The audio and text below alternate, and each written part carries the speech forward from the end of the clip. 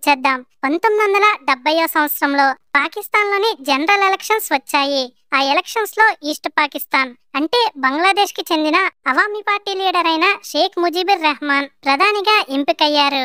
ఒక మైనార్టీ ప్రాంతానికి చెందిన వ్యక్తి దేశాన్ని పాలించబోతున్నాడనే వార్త వెస్ట్ పాకిస్తాన్ ఆర్మీకి అండ్ అప్పటి వరకు రూలింగ్ లో ఉన్న పాకిస్తాన్ ప్రెసిడెంట్ అయిన యహ్యా ఖాన్ కి నచ్చలేదు. షేక్ ముజీబుర్ రెహమాన్ కి ప్రైమ్ మినిస్టర్ సీట్ ఇవ్వడానికి వెస్ట్ పాకిస్తాన్ వాళ్ళు ఒప్పుకోవట్లేదు. దానితో షేక్ ముజీబుర్ రెహమాన్ స్ట్రైక్ చేయడం మొదలు పెట్టారు.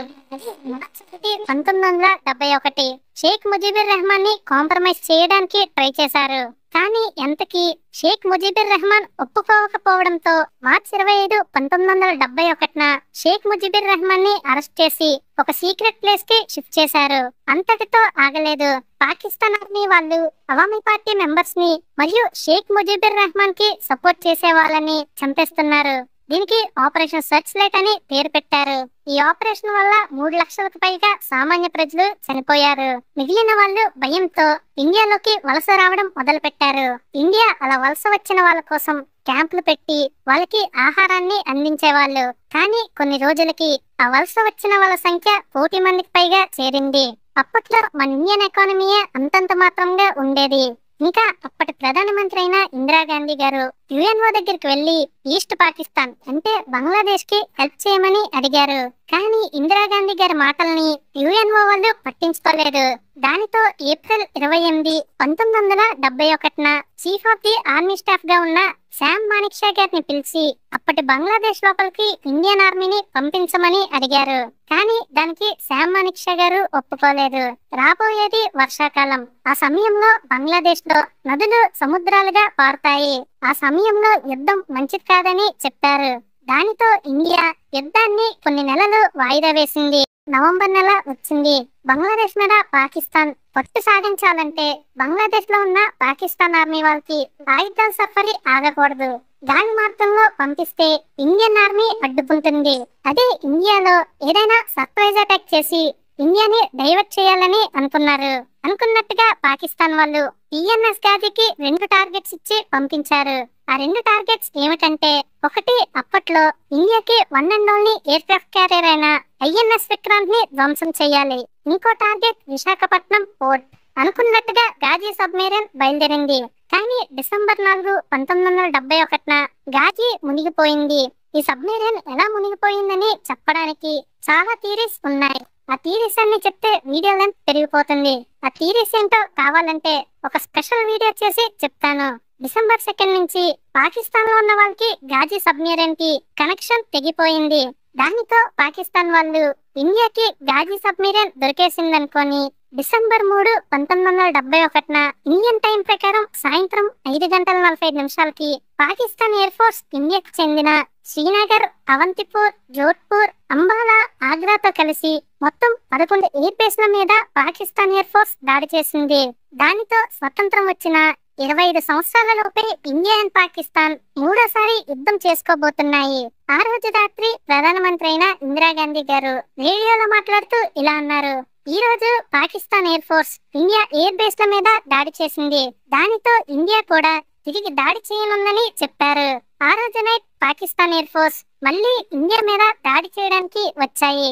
కానీ ఈసారి ఇండియాకి చెందిన ఒక్క ఫ్లైట్ కి కూడా ఏం కాలేదు. తిరిగి వెనక్కి వెళ్తున్న పాకిస్తాన్ ఎయిర్ ఫోర్స్ మీద దాడి చేయడానికి ఆగ్రా నుంచి ఇండియన్ ఎయిర్ ఫోర్స్ వెళ్ళింది. అలా వెళ్లిన ఐఏఎఫ్ లాహోర్ లో ఉన్న చంగామంగాని, కరాచీ దగ్గరలో ఉన్న మసూర్ మీద దాడి చేశారు. యుద్ధం ముగిసే సమయానికి ఐఏఎఫ్ అంటే ఇండియన్ ఎయిర్ ఫోర్స్ 550 యుద్ధ విమానాలని రోజుకి యుద్ధంలో ఉపయోగించేది. 2వ ప్రపంచ యుద్ధం తర్వాత ఏ దేశం కూడా ఇన్ని యుద్ధ విమానాలని యుద్ధానికి వాడలేదు. ఒకవేళ డిసెంబర్ 3న పాకిస్తాన్ కానీ దాడి చేయకపోతే డిసెంబర్ 4న ఇండియాయే యుద్ధం మొదలు పెట్టాలని అనుకుంది. కానీ పాకిస్తాన్ వాళ్ళు వాళ్ళంతలో వాళ్ళే వచ్చి యుద్ధాన్ని మొదలు పెట్టారు. డిసెంబర్ 4న అర్ధరాత్రి పాకిస్తాన్ కి చెందిన యుద్ధ ట్యాంకులు బౌండరీ పిల్లర్ 638 కి చేరుకున్నాయి. ఈ బౌండరీ పిల్లర్ 638 అనేది రాజస్థాన్ లో ఉంది.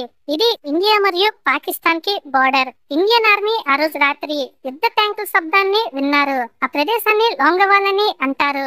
ఆ సమయంలో ఆ ప్రాంతంలో ఇండియాకు చెందిన 126 మంది సైనికులు మాత్రమే అక్కడ ఉన్నారు. ఆ 126 మందిని లీడ్ చేస్తున్న మేజర్ చాంద్పూరి ఇండియన్ ఎయిర్ ఫోర్స్ ని బ్యాకప్ కోసం రిక్వెస్ట్ చేశారు. కానీ అప్పట్లో మన ఇండియన్ ఎయిర్ ఫోర్స్ కి రాత్రి యుద్ధం చేసే టెక్నాలజీ లేదు. ఇంకో 2 గంటల వరకు మేము ఎలాంటి సహాయం చేయలేమని ఐఏఎఫ్ చెప్పింది. దానితో మేజర్ చాంద్పూరి ప్రాణం పోయినా పర్వాలేదు కానీ ఆ ట్యాంక్స్ ని లోపలికి రానివ్వకూడదని చెప్పారు. ఇండియన్ ఆర్మీ వాళ్ళు మొదటగా పాకిస్తాన్ జనరల్ ఉన్న ట్యాంక్ ని పేల్చారు. డిసెంబర్ 5, 1971 ఉదయం 4:30 గ్రేట్ బ్యాటిల్ ఆఫ్ లాంగవాల్ మొదలయ్యింది. ఆ 126 మంది సైనికులు ఒక ట్యాంక్ తర్వాత ఇంకో ట్యాంక్ ని పేల్చుతున్నారు. ఎన్ని ట్యాంకులని పేల్చినా ఇంకొన్ని ట్యాంకులు వస్తూనే ఉన్నాయి. అంతట్లో ఉదయం అయ్యింది. ఐఏఎఫ్ యుద్ధంలో ఎంటర్ అయ్యింది. అప్పుడే వచ్చిన 2 ఐఏఎఫ్ ఫ్లైట్స్ 6 పాకిస్తాన్ యుద్ధ ట్యాంకుల్ని నాశనం చేసింది. దాంతో దాదాపుగా 40 ట్యాంకులతో వచ్చిన పాకిస్తాన్ కేవలం 4 ట్యాంకులతోనే తిరిగి వెళ్ళింది. డిసెంబర్ 5 మధ్యాహ్నం సమయానికి గ్రేట్ బ్యాటిల్ ఆఫ్ లాంగవాల్ ముగిసింది. మళ్ళీ ఒక రోజు వెనక్కి వెళ్దాం. డిసెంబర్ 4, 1971 3 ఇండియన్ గన్ బోట్స్ అయిన ఐఎన్ఎస్ నిపట్, ఐఎన్ఎస్ నిర్గత్, ఐఎన్ఎస్ వీర్ ఈ 3 షిప్లలో ఒక్కొక్క షిప్ లో 4 మిసైల్స్ ఉన్నాయి. వాటి target Karachi harbour. Karachi harbour నే ఎంచుకోవడానికి ఒక కారణం ఉంది. మెయిన్ గా బంగ్లాదేశ్ లో ఉండే పాకిస్తాన్ ఆర్మీకి ఈ హార్బర్ నుంచే ఆయుధాన్ని పంపిస్తున్నారు. ఒకవేళ దీనిని నాశనం చేస్తే వాళ్ళకి ఆయుధాల సరఫరీ ఆగుతాది. అప్పుడు ఇండియా సింపుల్ గా సిచ్యువేషన్ ని మన కంట్రోల్లోకి తెచ్చుకోవచ్చని అనుకుంది. కానీ కరాచీ హార్బర్ మీద దాడి చేయడం అంత సింపుల్ కాదు. అక్కడ చాలా హై సెక్యూరిటీ ఉంటుంది. ప్లాన్ రెడీ అయింది. ఈ ప్లాన్ మొత్తానికి ఆపరేషన్ ట్రైడెంట్ అనే పేరుని పెట్టారు. ఆ 3 షిప్లకి ఫ్యూయల్ అందించడానికి ఇంకో షిప్ ని పంపించారు. ఒకవేళ పాకిస్తాన్ వాళ్ళు కానీ తిరిగి దాడి చేస్తే ఈ 3 షిప్లకి బ్యాకప్ గా ఐఎన్ఎస్ విద్యుత్ ని పంపించారు. కరాచీకి 70 కిలోమీటర్ల సౌత్ లో ఫస్ట్ టార్గెట్ ఉంది. పాకిస్తాన్ టైం ప్రకారం రాత్రి 10:45 ఐఎన్ఎస్ నిర్గత్ మొదటి మిసైల్ ని వదిలింది. అది డైరెక్ట్ గా వెళ్లి టిఎన్ఎస్ ఖైబర్ కి తగిలింది. వెంటనే టిఎన్ఎస్ ఖైబర్ వాళ్ళ మీద దాడి జరిగిందని డిస్ట్రెస్ సిగ్నల్ పంపించారు. పాకిస్తాన్ టైం ప్రకారం రాత్రి 11 గంటల సమయంలో ఇంకో మిసైల్ ని టిఎన్ఎస్ ఖైబర్ మీదకి వదిలారు. అది టిఎన్ఎస్ ఖైబర్ తగిలి షిప్ 2 ముక్కలు అయిపోయింది. 8 నిమిషాల్లోనే షిప్ మొత్తం మునిగిపోయింది. ఇది జరిగిన కొన్ని నిమిషాల్లోనే ఐఎన్ఎస్ నిపట్ తన మొదటి మిసైల్ ని వదిలింది. ఆ మిసైల్ మర్చెంట్ షిప్ అయిన వీనస్ కి తగిలింది. కరాచీకి 43 కిలోమీటర్ల దూరంలో పెద్ద పేలుడు ఏర్పడి షిప్ మునిగిపోయింది.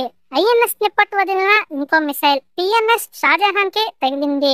ఇంకా 3వ మిసైల్ షిప్ అయిన ఐఎన్ఎస్ వీర్ కరాచీకి కేవలం 30 కిలోమీటర్ల దూరంలో మాత్రమే ఉంది. పాకిస్తాన్ టైం ప్రకారం రాత్రి 11:05 ఐఎన్ఎస్ వీర్ వదిలిన మిసైల్ టిఎన్ఎస్ మొహాఫిజ్ అనే పాకిస్తాన్ నేవీ షిప్ కి తగిలింది. ఆ షిప్ కూడా మునిగిపోయింది. ఆ దాడితో కరాచీ హార్బర్ మొత్తం ఒక్కసారిగా నిశ్శబ్దంగా మారిపోయింది. ఒకే ఒక వర్డ్ వినబడింది. అదే ANGAR. ఈ కోడ్ ఆపరేషన్ సక్సెస్ అయిందని చెప్పడానికి. ఈ ఆపరేషన్ ఒక సక్సెస్ కారణంగానే మనం డిసెంబర్ 4న నేవీ డేని జరుపుకుంటాం. డిసెంబర్ 8, 1971 ఇండియన్ నేవీ మళ్ళీ కరాచీ హార్బర్ మీద దాడి చేసింది. దాంతో పాకిస్తాన్ వాళ్ళు టిఎన్ఎస్ యాంగర్ తో మన ఐఎన్ఎస్ కుక్రీ మీద దాడి చేశారు. ఇదే మన ఇండియన్ నేవీ కోల్పోయిన వన్ అండ్ ఓన్లీ వార్షిప్. ఈ షిప్ లో 18 మంది ఆఫీసర్స్ అండ్ 170 మంది సెయిలర్స్ ఉన్నారు. ఈ షిప్ లో నుంచి బయటపడ్డ వాళ్ళు చెప్పిన దాని ప్రకారం ఆ షిప్ కెప్టెన్ అయిన మహేంద్రనాథ్ ముల్లా గారు బయటికి రావడానికి ఇష్టం లేక ఆ షిప్ తో పాటు చివరి వరకు తన కెప్టెన్ కుర్చీలోనే ఉన్నారు. ఇతనికి మహావీర్ చక్రాన్ని ఇచ్చారు. ఇండియా భూమి మీద, గాలిలో, నీటిలో ఆధిపత్యాన్ని చూపిస్తుంది. దీంతో పాకిస్తాన్ తన మిత్ర దేశాలైన చైనా అండ్ అమెరికాలను సహాయం అడిగింది. దాంతో America 7th fleet ship and Britain కి చెందిన ఈగల్ ఎయిర్ క్రాఫ్ట్ క్యారియర్ యుద్ధంలోకి వచ్చాయి. అమెరికా యుద్ధ నౌకని పంపించి మనల్ని నాశనం చేయాలి అనుకోవడానికి ఒక బలమైన కారణం ఉంది. అది నేను నెక్స్ట్ రిలీజ్ చేయబోయే వీడియోలో చెప్తాను. ఇప్పుడు పాకిస్తాన్ కి అండగా Britain, France, China, America and అమెరికాకు చెందిన కొన్ని మిత్ర దేశాలు ఉన్నాయి. ఈ విషయం మన ఇండియన్ ఇంటెలిజెన్స్ కి తెలిసింది. అప్పట్లో ఇండియా అండ్ రష్యాకి ఒక ఒప్పందం ఉండేది. ఈ ఒప్పందం ప్రకారం ఇండియా మీద ఏ దేశమైనా దాడి చేస్తే ఇండియా అండ్ రష్యా ఒక్కటయ్యి ఆ దేశంతో పోరాడాలి. ఇందిరాగాంధీ గారు రష్యాని సహాయం అడిగారు. డిసెంబర్ 10న అమెరికా అండ్ బ్రిటన్ అఫీషియల్ గా యుద్ధంలోకి ఎంటర్ అయ్యారు. డిసెంబర్ 14, 1971న శ్రీనగర్ లో పాకిస్తాన్ ఫ్లైట్స్ కనబడడంతో నిర్మల్జిత్ సింగ్ సెకోన్ గారు తన ఫ్లైట్ తో పాకిస్తాన్ ఫ్లైట్ ని తరుముకుంటూ వెళ్లారు. పాకిస్తాన్ ఫ్లైట్స్ 6 ఉన్నాయి. నిర్మల్జిత్ సింగ్ సెకోన్ గారు ఒక్కలే 2 పాకిస్తాన్ యుద్ధ విమానాల్ని ధ్వంసం చేశారు. కానీ ఆ సమయానికే తన ఫ్లైట్ కి నిప్పులు అంటుకున్నాయి. దానితో నిర్మల్జిత్ సింగ్ సెకోన్ గారు చనిపోయారు. Squadron 18 the flying bullets Nirmaljit Singh గారికి పరమవీర్ చక్రాన్ని ఇచ్చారు. అదే రోజు America 7th fleet INS Vikrant దగ్గరికి చేరుకుంది. ఎవరికి ఏం జరిగిందో తెలియదు. అమెరికా సడన్ గా యుద్ధంలో పాల్గొవట్లేదని చెప్పింది. ఆ తరువాత తెలిసిన విషయం ఏమిటంటే రష్యా అప్పటికే ఇండియా బోర్డర్స్ చుట్టూ దాని సైన్యాన్ని పెట్టిందని, ఒకవేళ ఏ దేశమైనా ఇండియా మీద దాడి చేస్తే ఆ దేశంతో రష్యా అఫీషియల్ గా యుద్ధం చేస్తుందని ప్రకటించింది. దాంతో అమెరికా, చైనా, ఫ్రాన్స్ యుద్ధం నుంచి తప్పుకున్నారు. ఇండియా చేస్తున్న దాడులని తట్టుకోలేక డిసెంబర్ 16, 1971న 93,000 మంది సైనికులతో పాకిస్తాన్ లొంగిపోయింది. ఈస్ట్ పాకిస్తాన్ అంటే బంగ్లాదేశ్ ను స్వతంత్ర దేశంగా ప్రకటిస్తేనే 93,000 మంది సైనికుల్ని వదులుతామని చెప్పారు. దానితో ఈస్ట్ పాకిస్తాన్ అంటే బంగ్లాదేశ్ ని ఒక స్వతంత్ర దేశంగా ప్రకటించారు. దీంతో 1971 యుద్ధం ముగిసింది. That's all for today guys. Video గాని నచ్చితే లైక్ చేసి షేర్ చేయండి. ఛానల్ ఒక కంటెంట్ నచ్చితేనే